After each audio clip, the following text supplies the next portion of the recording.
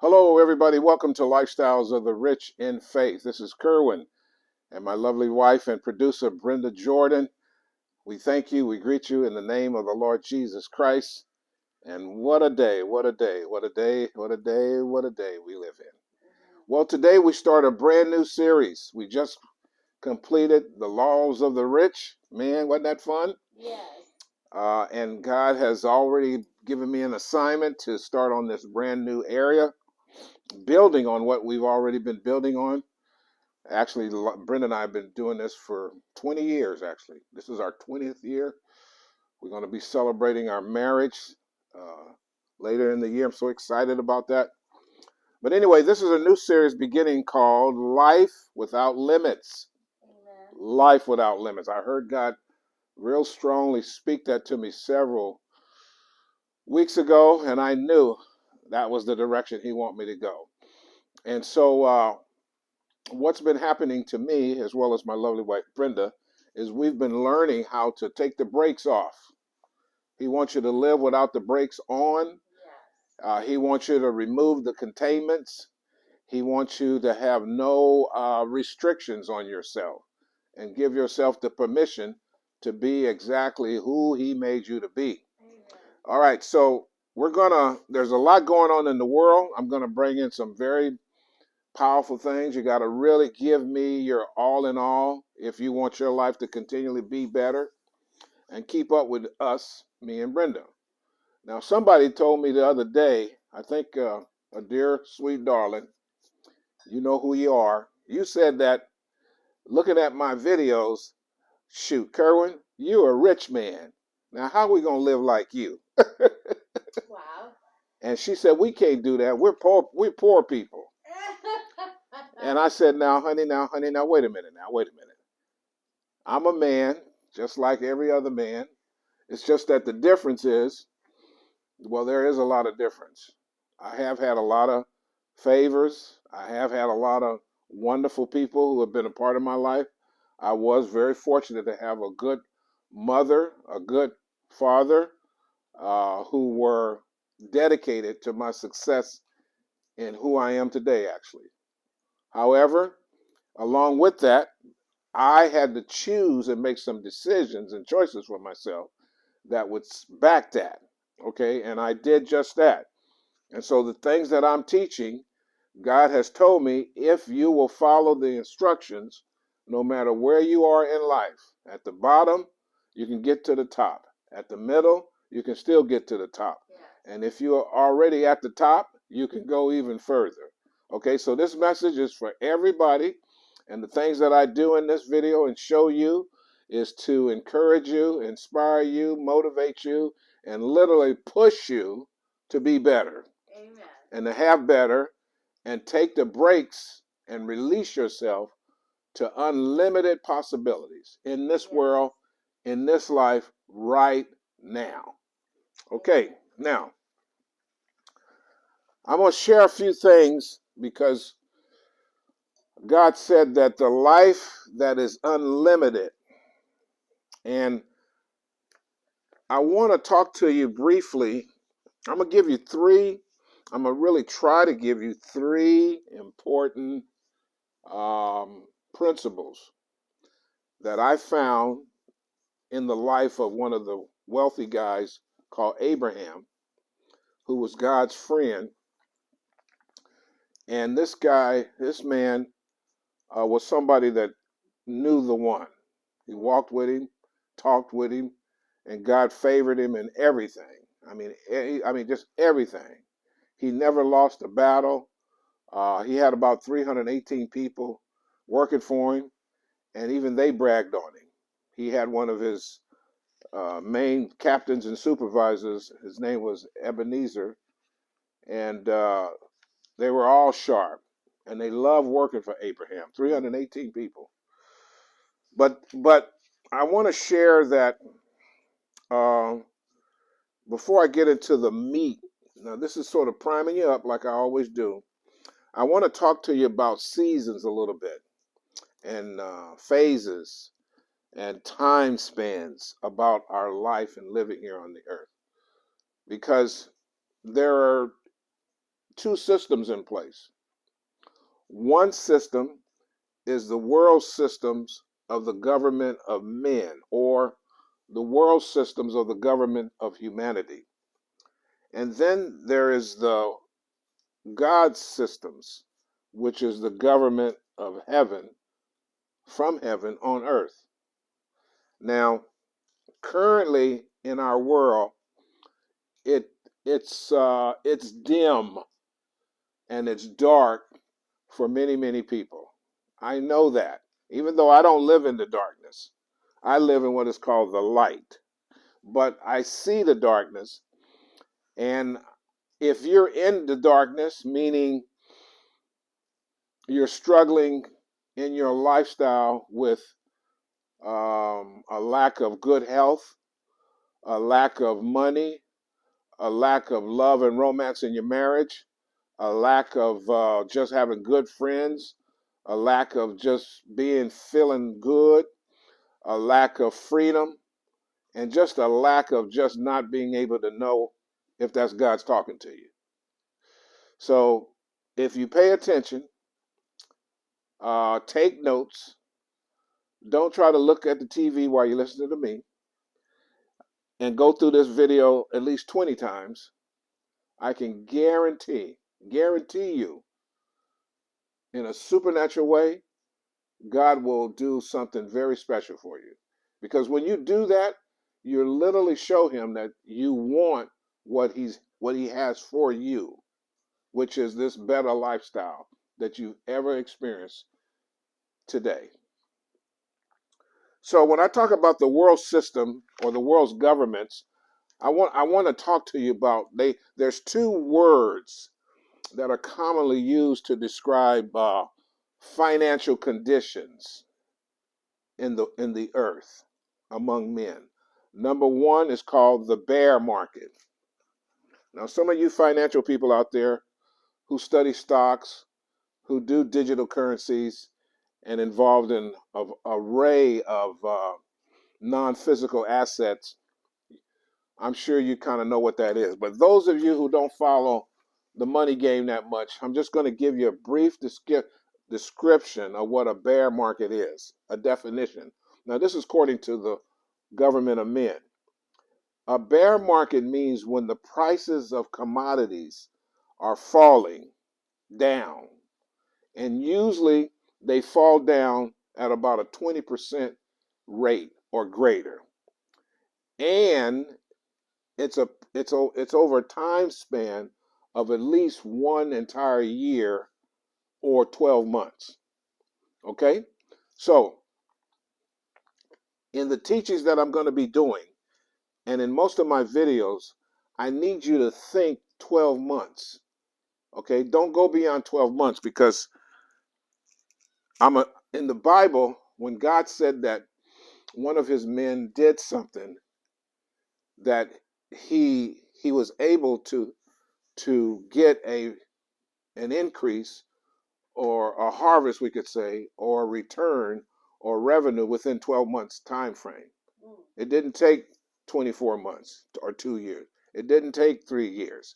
Remember, there are 4 quarters in a year, or 4 seasons. And in some of my earlier videos, I talk about the 4 seasons of a year in 12 months, actually. I talk about 4 laws of the earth, which is in Genesis chapter 8, verse 22. You know what that says, Brenda? No. Okay. Now guys, I love Brenda a lot, right? Because she's the only person that I allow to be close to me, because she, like Jesus did. See, Jesus, I believe, really liked Mary Magdalene, even though he didn't have sex with her, okay? But he had an affection for that woman. He delivered her from 7 devils, it says, cast them all out of her. And when he first rose back up from the dead, you know who the first person he went to see? Mary Magdalene.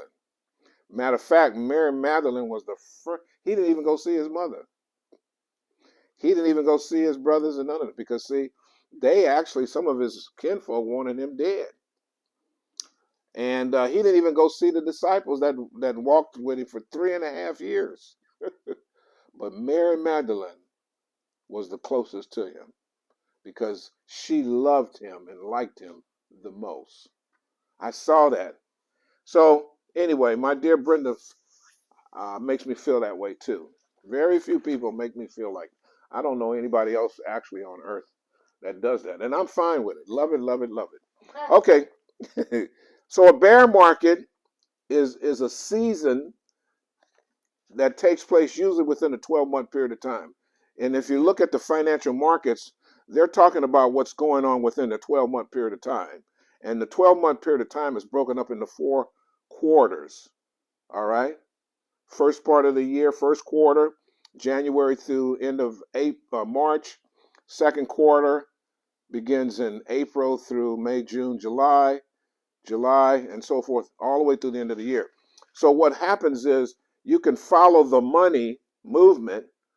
Usually a bear means interest rates, what it costs to borrow money goes up, goes up.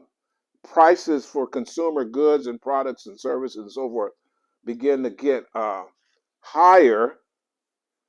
Okay, and all of this stuff is done on purpose. Actually, it's being uh, instigated by the players in the market, such as the government, the banks, the big boy insurance companies, the brokers companies. See, the big players. When I say the big players, these are guys who have control and access to $10 billion or more, $10 billion or more in portfolios and so forth that are moving and shaking things up.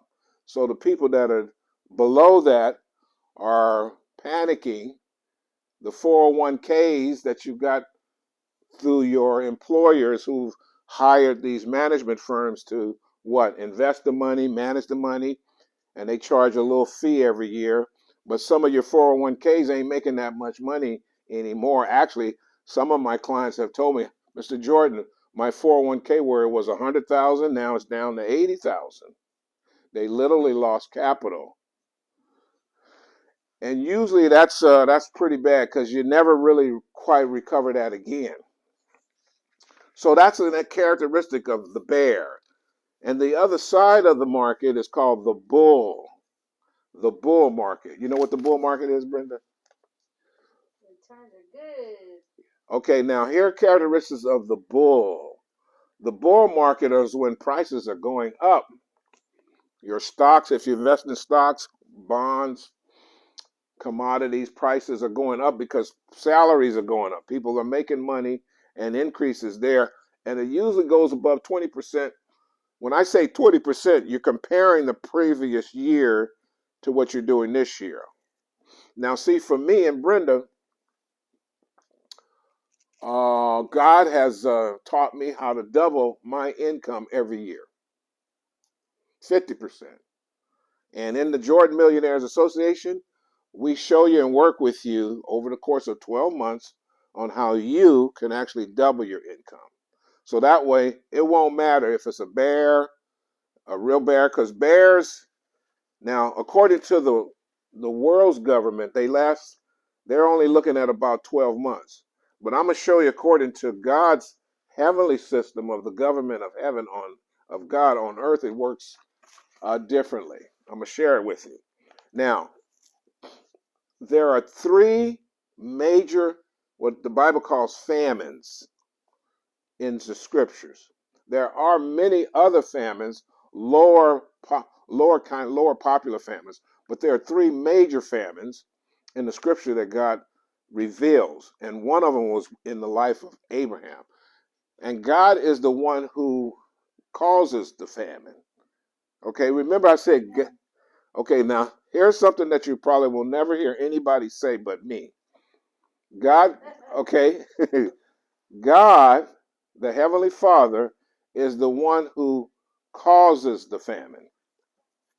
He calls the famine forth because he's the one who is in control and over all the money.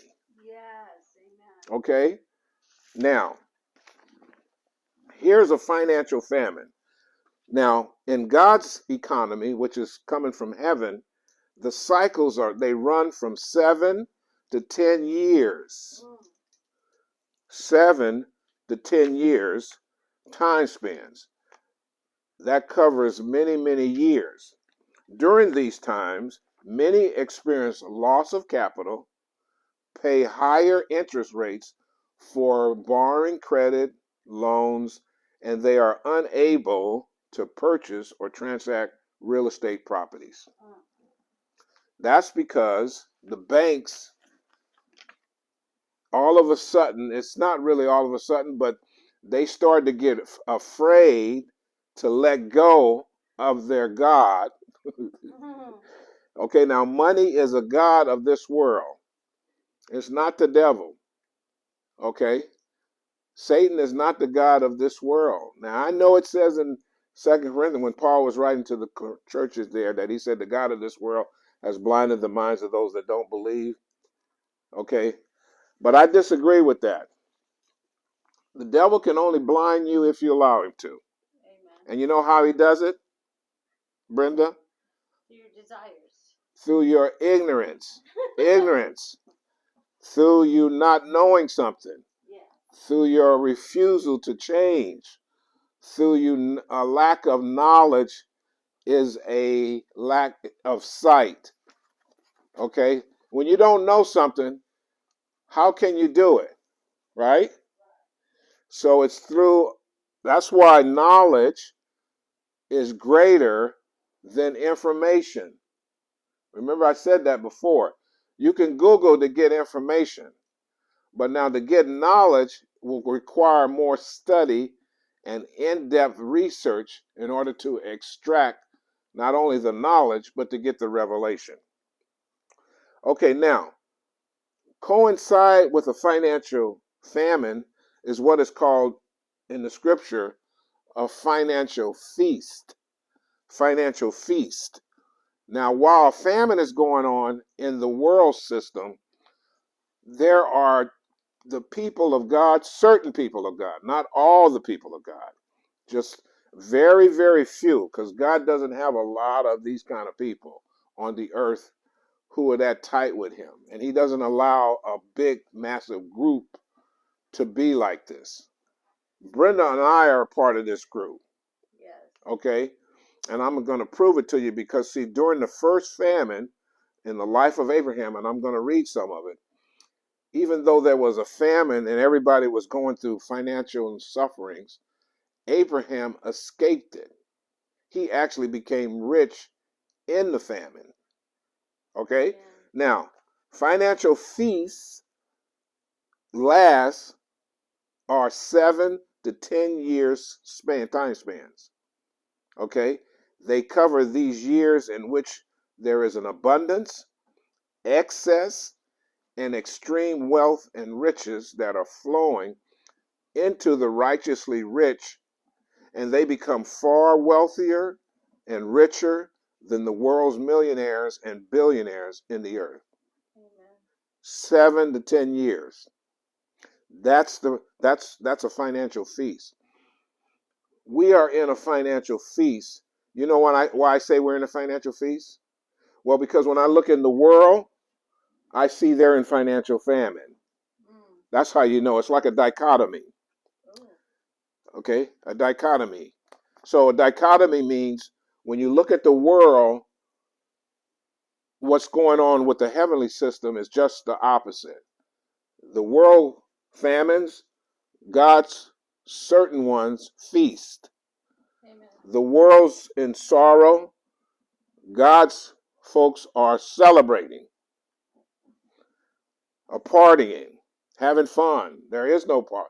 Now, when the children were in Israel, and the children of Israel were when they were slaves, and God had pronounced judgment on Egypt and Pharaoh, they got into this place called Goshen. You got to go back and study the Bible. See, See, here's where, until you can find out this information, uh, you really don't have much time to like play. Like if you want to be free, if you want to be rich, if you want to not have no bills, or if you have bills, you can just pay them. This is how you got to get to this place. When you get to this place, then you can play, look at movies, have fun, go on vacations, give money away, everything. It's living heaven on the earth. Amen. And God asked me and Brenda to teach people how to do it. We are His witnesses. I know exactly what Jesus went through when He was here on the earth. He says, "I'm the witness. I'm the witness that what He says is so." Can you see it? Can you see it? Yes, amen. Some of you can see it, but many of you that I send this video out to don't believe it. You see it, but you don't believe it.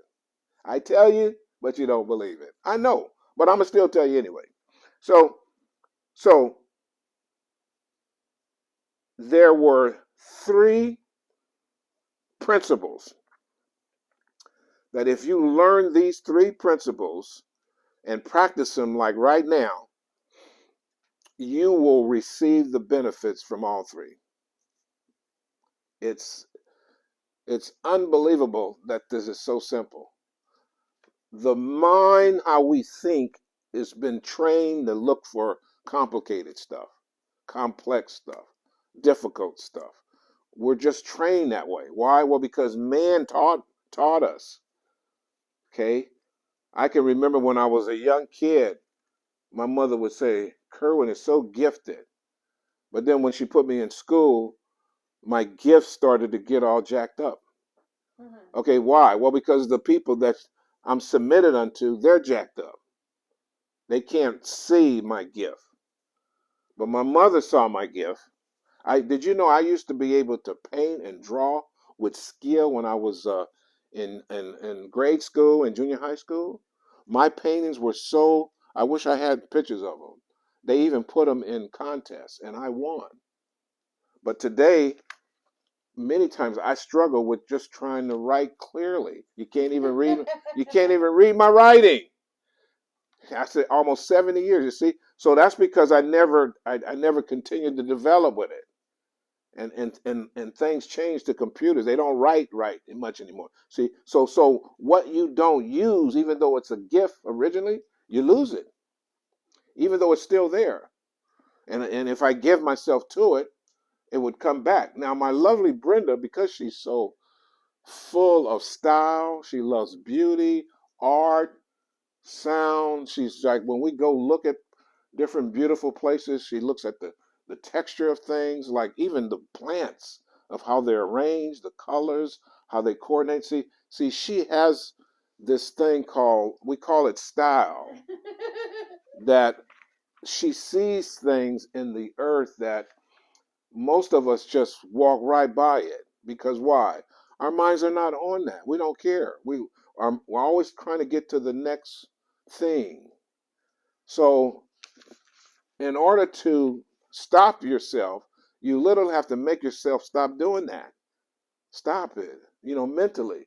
It's just how you go to these ungodly schools that don't know anything, even Christian schools. They're ungodly just like everybody else because they have programs that are designed to benefit the school more than to do any much benefit to the students because they're just trying to make money.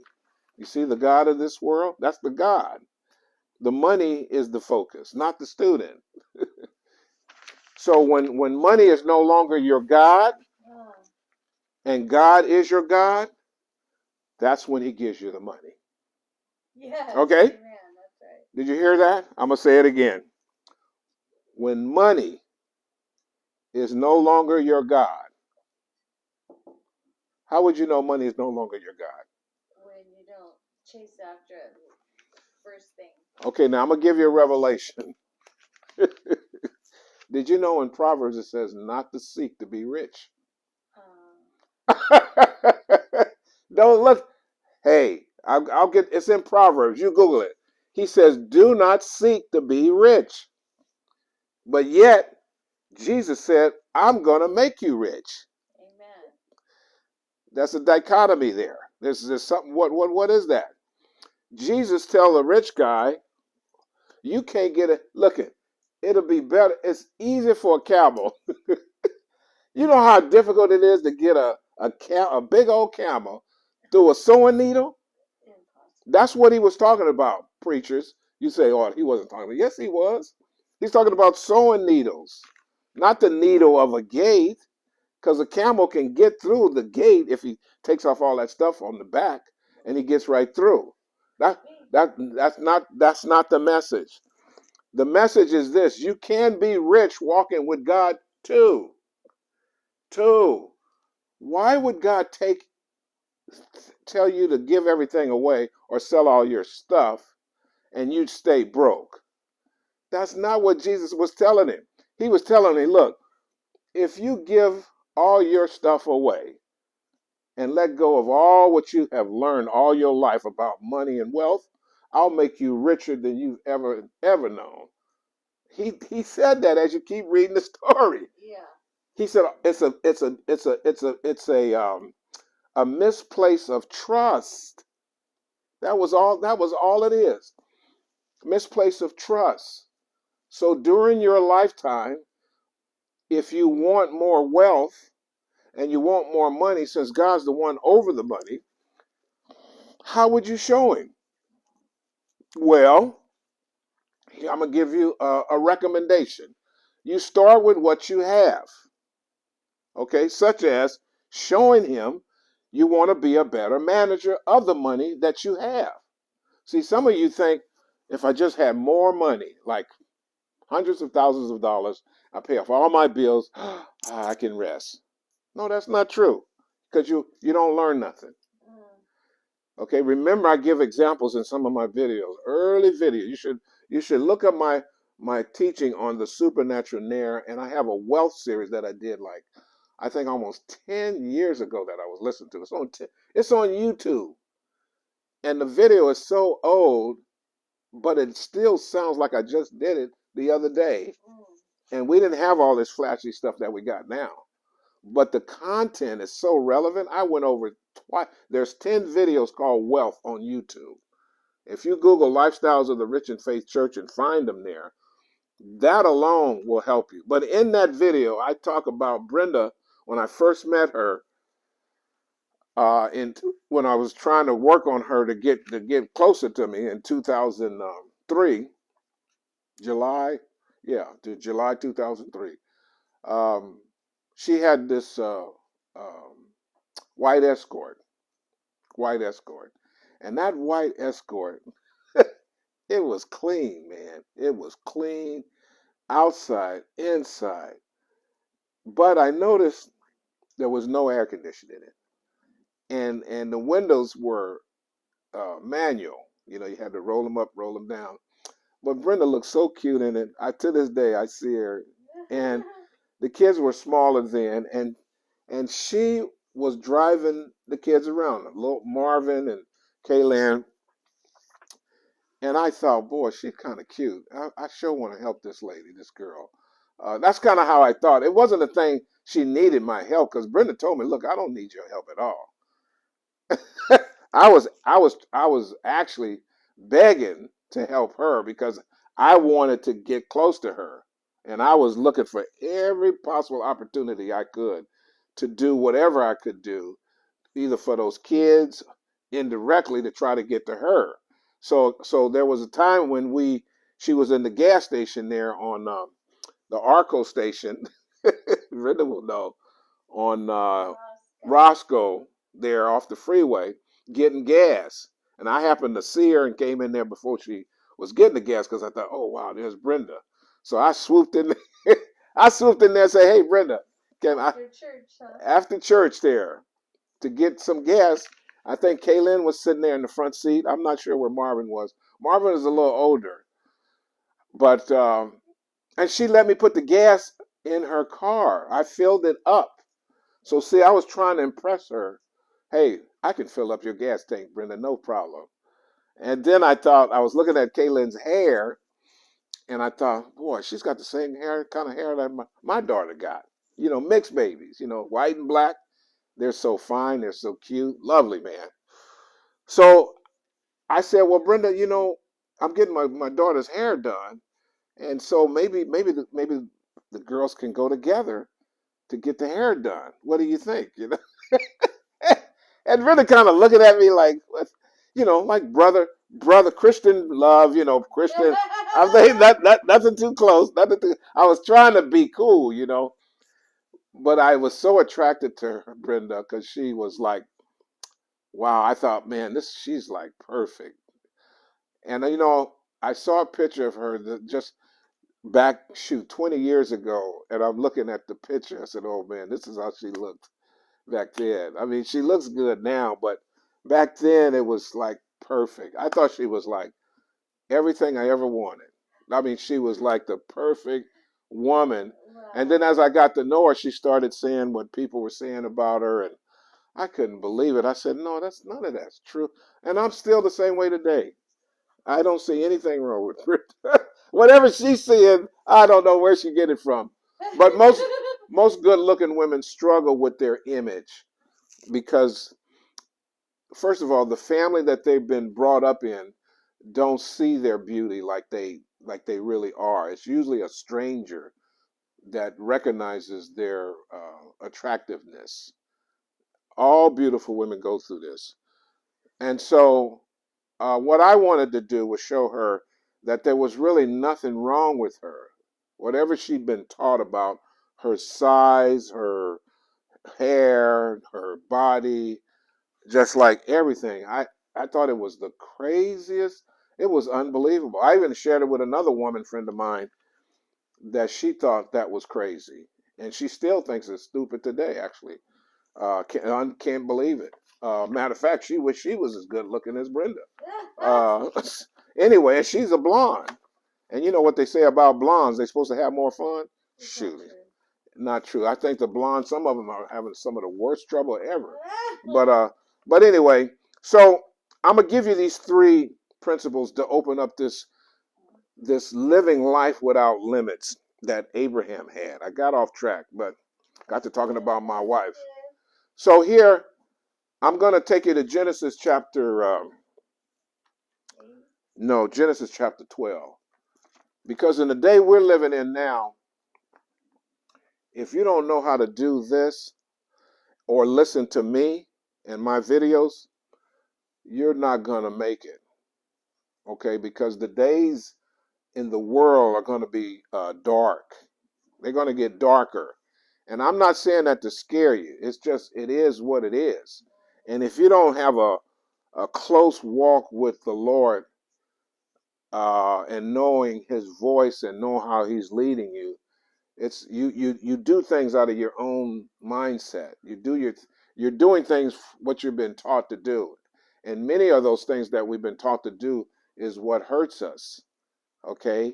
And so when God says live life without limits, you got to learn how to live life actually without life. In other words, what you've been taught, what I've been taught, and I'm going to show you from the scriptures here. This is what he was telling Abraham. This is how you get into this place called the wealthy place of life on earth. Okay? So in Genesis chapter 12, verse 1, it says, now that the Lord had said to Abraham, principle number one, know his voice. Amen. Do you know his voice when he speaks to you? Yes. How would you know? His Uh, tone, Brenda knows. Okay, now, his character. Brenda knows the Lord's voice. She hears him all the time because he talks with freedom to her. Yeah. Okay, he talks with freedom to me too. But with everybody, he doesn't do that with. Okay, he can't do that with you. Okay, because you're not at a place that he trusts enough to do that to. See, you'll go off and say, "Oh, the devil's been." See, and that's kind of an insult, actually. When he's talking, you say, "Oh, the devil told me to do that." Particularly if it's something fun and something that most people think it's illegal. For example, like smoking pot. I remember years ago when I was a kid, just because man said it was illegal, but the pot was actually helping people medically. But we were taught, "Oh, don't do that. That's a sin." Well, what if God is telling them, no, you need to smoke the pot because it actually has some benefit in it to help you in your life, in your body. But yet you think, oh, man says it's illegal. But God says, I need you to smoke that. That's why I got it there for you to help you. So what do you say? You see, this is why you get screwed off.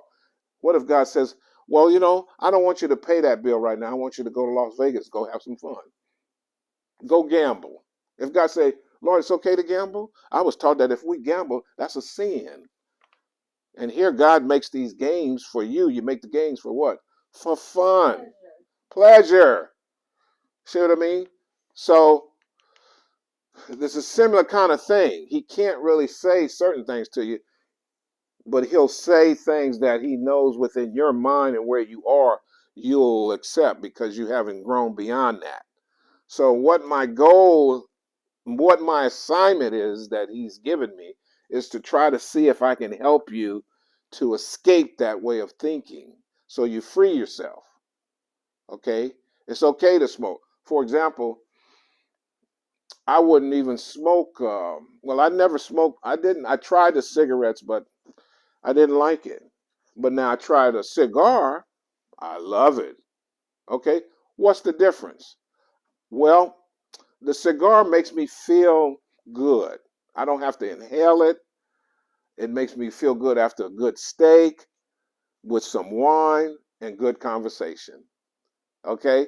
The cigar does that for me. So the Lord said, well, son, you can have a cigar. Have as much as you want. Really, Lord? You think you're going to get sick. That's because you've been taught that. That's not true. You see what I mean? That's not true. Now, if you think you're going to get sick, then you probably will be because that's what you believe. But I don't believe I get sick. I'm having fun, just like eating chocolate and everything like that. Now, I don't do it every day. Okay, I don't do it all the time. There are seasons, there are occasions, there's moments. See, now listen to this.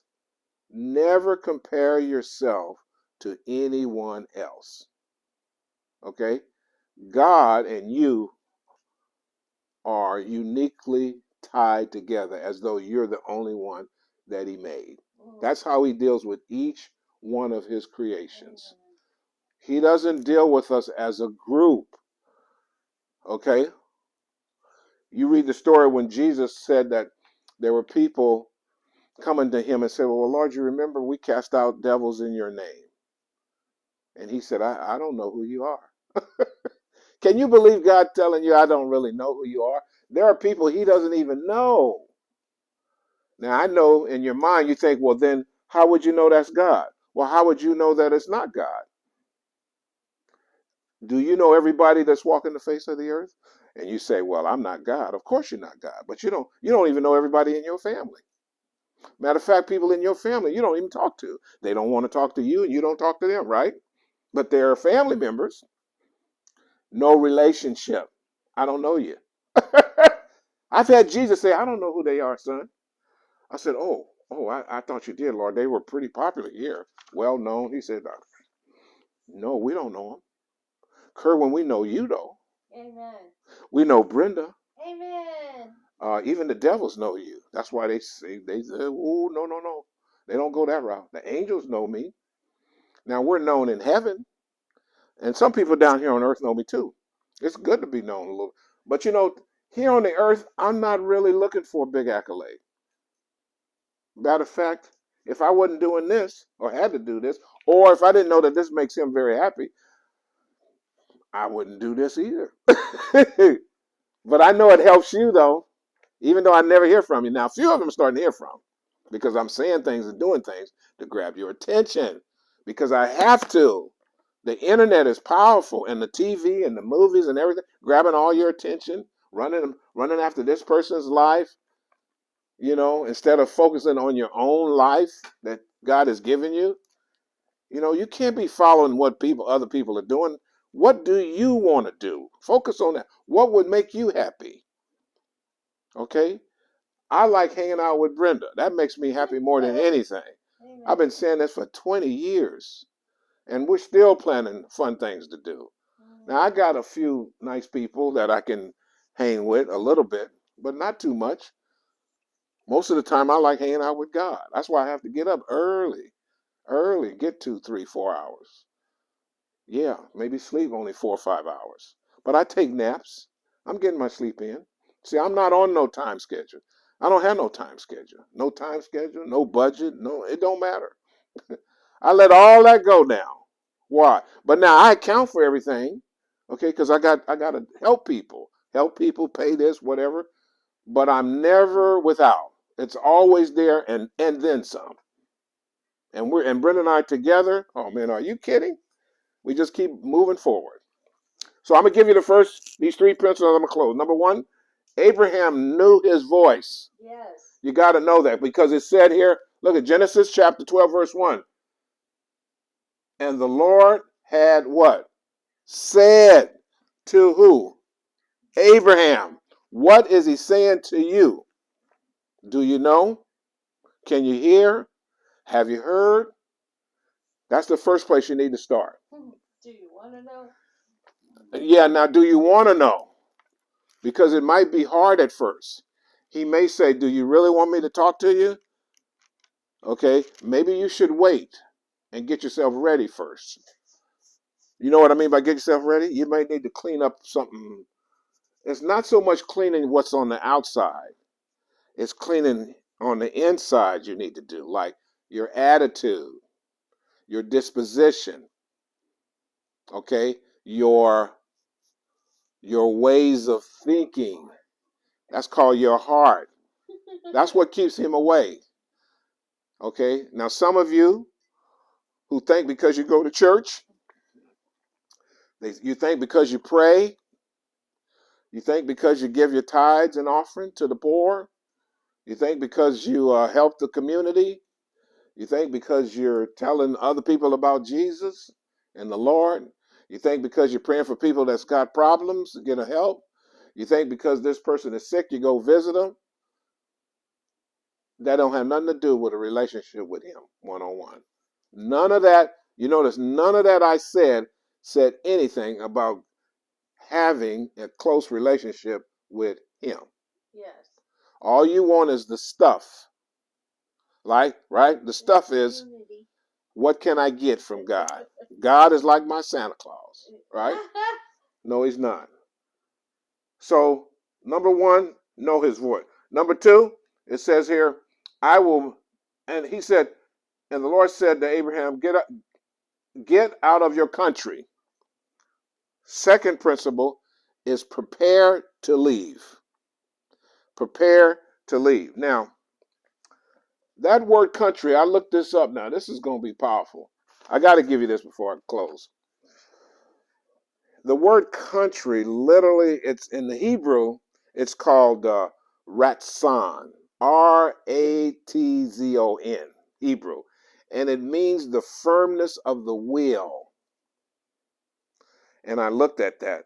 It means to get out of your own will, get out of your own desire, get out of your own wishes, wants, and dreams, and take on his will, his desires, his wishes, his wants, his dreams for you instead.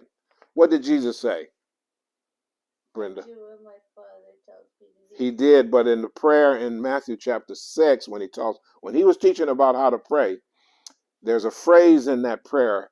He said, Our Father who art in heaven, your name is special. Yes. Okay? He says, your what? Kingdom. No, Brenda. Your will. What? Be done. Okay, hold on. Your will be done.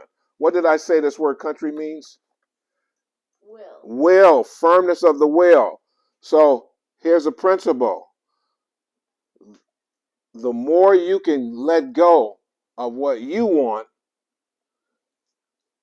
and take up what he wants for you, then you'll enter into the country of God, of heaven on earth. Does that make sense? Mm-hmm. So Jesus said this, Father, I want your will, your desires, what you want, because Lord, what you want for me, he's not looking for him. He doesn't want for him. He don't need nothing. Okay, you got to know this. Okay, oh, maybe I'm going too fast for him, Lord. Am I? Okay, he don't need nothing. He's God. Okay, we the one in need. We need him. Yes. Okay, we should want him. We want to be with him. We want him to move with us. Okay, I want him to move down here with me and live with me, not me go up there to live with him. He wants to come back here. Why? Well, because he made us for the earth, not for heaven. Okay, you're not supposed to live in heaven forever. Okay, you're not supposed to live in heaven forever. Why you think he says there's coming a day when those that are died in Christ and they're separated from their bodies are going to resurrect? It says they're going to get up out of the grave, be reunited with the new bodies, and come back here. It literally says that. Heaven is going to move to earth, not earth move to heaven. You read your Revelations chapter 21 and 22. I believe what they're doing in heaven. You know what they're doing in heaven? Preparing for the earth. Preparing for the earth. Now, here's a key. One city was built. It's already built. And it's called the New Jerusalem. But that was just one city. What about the rest of the cities? Do you think maybe they're working on that too? You think they've been working on that for over some odd thousand, or however long we've been existing, right? God gave us a little inkling. That's what they do in heaven. They're working. I said this the other time. I said, Lord, you mean to tell me they're at work, huh? He says, yeah, they don't sleep here. There are no clocks. Can you imagine living in a world where you don't have to sleep? Now, if you want to experience sleep, did you know God will let you experience sleep? If you want to eat whatever you want to eat, you can eat Jesus proved it when he rose from the dead. He was able to what? Eat. They had fish, bread, wine. I mean, he ate, he drunk, he fellowship, he cooked even. So you see, heaven is really a copy of the earth without being in a physical body. And they work just like they work here. They perform just like they perform here. You got a singing gift? I guarantee you that gift is still running. I was thinking about Barry White the other day.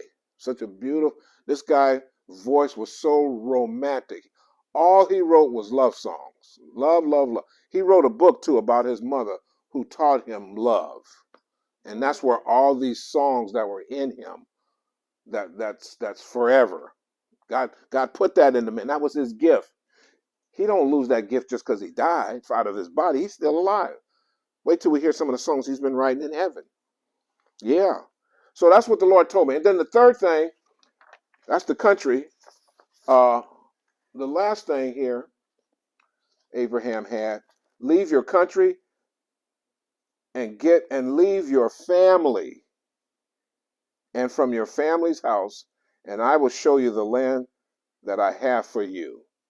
Wow.